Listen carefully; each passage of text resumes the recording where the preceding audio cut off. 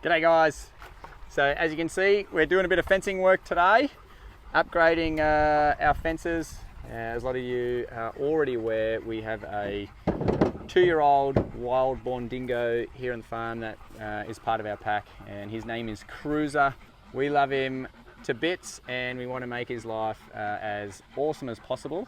However, recently we've discovered that he is scaling our 6-foot fences like they're tiny little hurdles, and so we've had to upgrade all of our fences. There's a lot of fencing here. There's over 3 kilometres of fencing here on the farm, so it's a big job, but one section at a time, and we'll get it all done eventually. So here today we're working on the old puppy playground, and it's a nice area that we use quite regularly, and Cruiser still uses this area even with these current fences. Cruiser isn't fully integrated into the all of our entire pack. He's fully integrated and has no dramas with 75% of them, so 15 of the 20 he's got no problem with. But the issue that he has with one dog in particular makes it very, very difficult for him, for his safety. So we need to upgrade the fences to make sure that there's peace and harmony here at the farm. Cruiser has he's got a bit of a beef with one dog in particular, and that's Tank. Tanky boy. Tanky boy. Yeah. Which is hard for a lot of people probably to understand. Why Tank? He's such a sweet dog. But I guess it does help, for people to understand how dingoes live in Australia. They are very different to wolves. Yeah, they don't live in large packs. No. They only live in family units, and as soon as that's the one pups, male and one female. Yeah, and as soon as the pups are of age, they move on. The males especially, they're the ones that get moved on. So often the females can stick around. They can do, yeah, but a lot of the time it's really just a pair. Yes. Or a couple. So, he's taking a real issue with Tank, and it's caused quite a concern for Cruiser when we're not around. So with him jumping fences, it's definitely not a good scenario for him to be in. So we're all about being overly cautious here at the farm, and also taking all steps possible to minimise any issues. Keeping everyone safe, planning for worst case scenario, but also we want to make their lives better. Yeah, as good as it possibly can be. So for Cruiser, we want to secure more spaces. So currently, he does have access to all of the areas. Yeah, so he still has access, and we bring him out to all the areas, but it's always when we're with him and we've put those 5 dogs away in the garage. So they get locked away when we've got Cruiser out in amongst the rest of the pack. And the reason for that is because Cruiser really has this issue with Tank, and he'll scale a couple of fences to get over to him, but unfortunately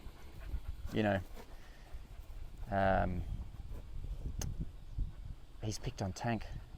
Tank's not a pushover, and it's just not the best for Cruiser's health and safety to be picking on dogs like that. So we're going to upgrade a few fences so that he can be completely secure, and we don't have to lock away the other dogs. They can be in other areas, and it will be safe, and everyone gets more time running around, lazing in the sun, exercising, socialising, doing whatever they want to do.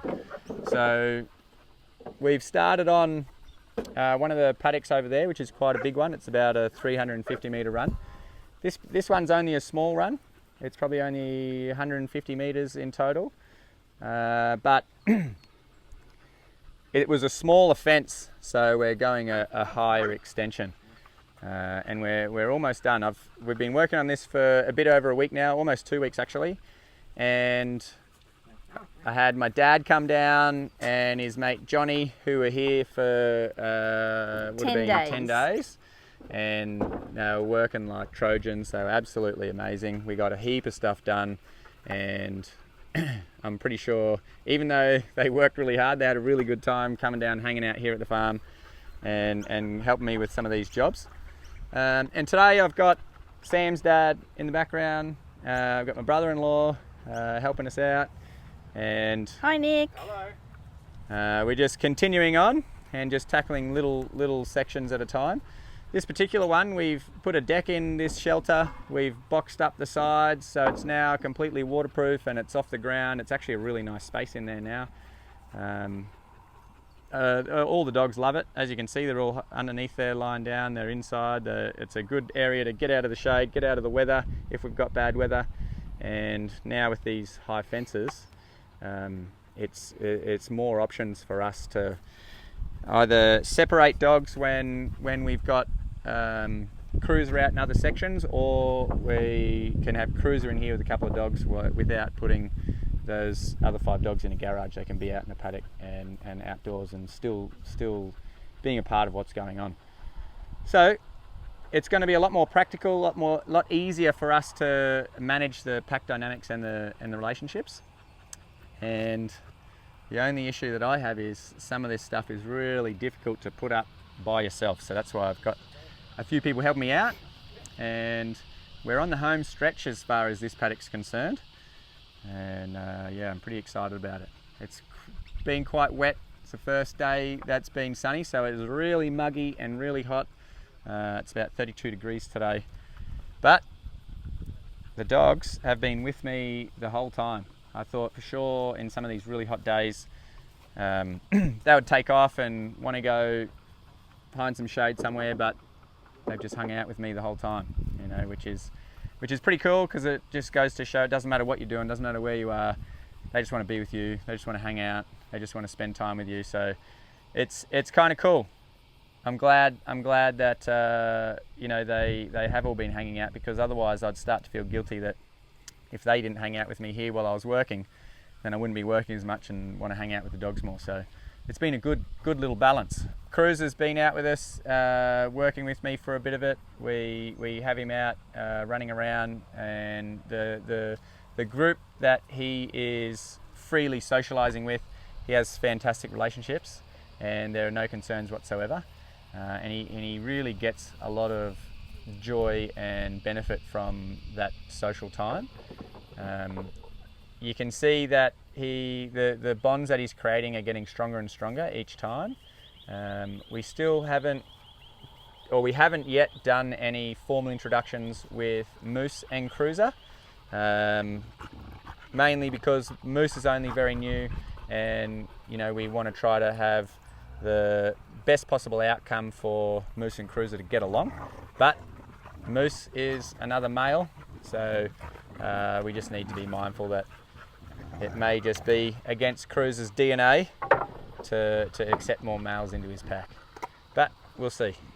Fingers crossed, because Moose is a pretty happy-go-lucky, fun, playful dog. So, but for now, we'll continue on with this fencing.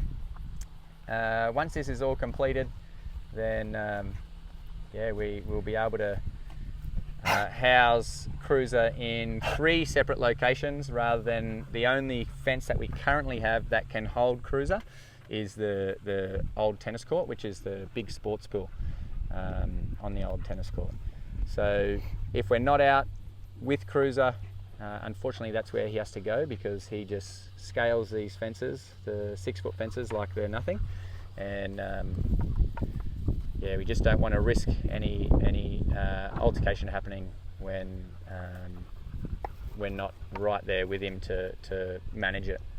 So as a part of you know, our goal for making Cruiser's life as fulfilled as possible in a domestic situation here at the farm, we feel like he's getting a a bit of everything. You know, like he gets time inside the home with his family. He gets the group social setting. He gets the group social setting. You know, he's swimming, running, all of the things. What we feel is missing, and that is very important to a dingo, is a dingo companion.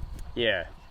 So like you were just saying before, they are in the wild, they do mate for life, and it is a very important relationship.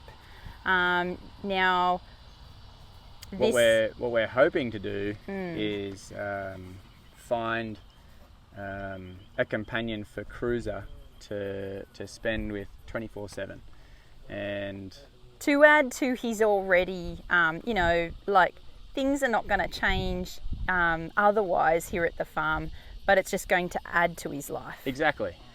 So, you know, in those times where, you know, we are not directly with Cruiser, then, you know, he will have a mate to spend every waking minute with, and hopefully become a best mate for him.